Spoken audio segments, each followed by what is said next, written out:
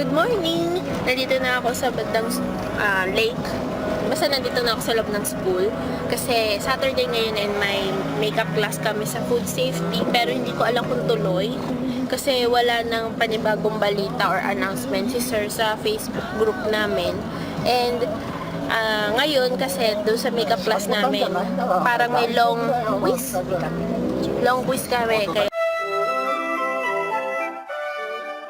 tapos na yung long quiz and ngayon papunta na kami sa may SM para bumili ng tinapay and kumain na rin. Tapos hinintay na rin ako nila Okasan sa labas sa may parking lot sa Lasal kasi long quiz lang ito tapos na pwede na umuwi. Kami ngayon sa may Burger King. Ito lang yung lunch namin ngayon.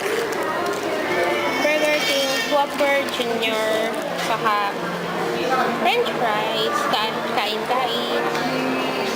Nandito ako ngayon sa may supermarket. Hinihintay sila ako kasi natutosa. Dito lang daw ako sa labas. And kanina, bumili na kami nito.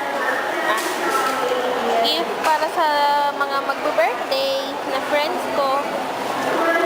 Yun.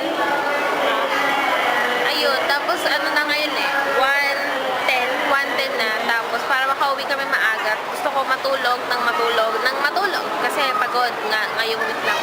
Uwi na kami ng bahay galing SM. Nakauwi na kami. Ayan.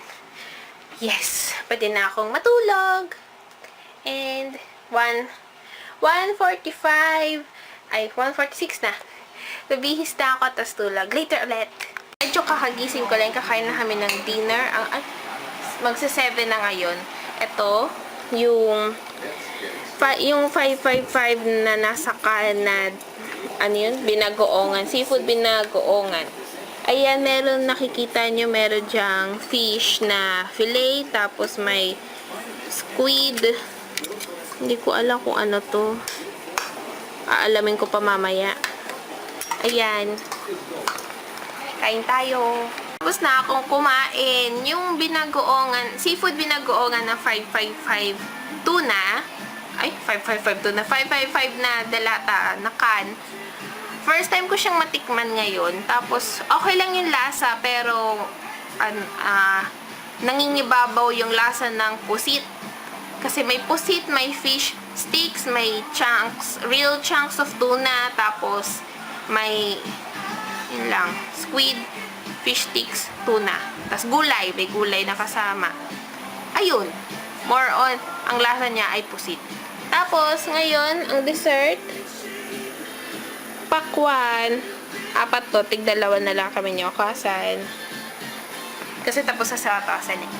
Iyon, tapos na magugas ng plato, tapos kaka-upload lang ng vlog ko kahapon tungkol dun sa seminar at saka yung mga ginawa kong papirma, yung mga lakat-lakat ko, yun. Ngayon lang na-upload kasi hindi ko nakinaya kagabi mag-edit. Ay, na-edit ko kagabi pero hindi ko nakinayang i-upload pa. Tapos, ayun lang. Ayun, para upload ko na ngayon yung pictures kahapon ng seminar kasi may photographer talaga kami, classmate ko. Kasi siya naka-assign sa picture tapos ako sa video. Ayun, para yung copy ko sa camera ko, i-upload ko na para makita na nung guest speaker namin. Kasi yung sa classmate ko, hindi pa na-upload. So, para may konti na siyang makita sa kahapon na pictures. Ayun. Ayun lang. So, good night. Bye-bye.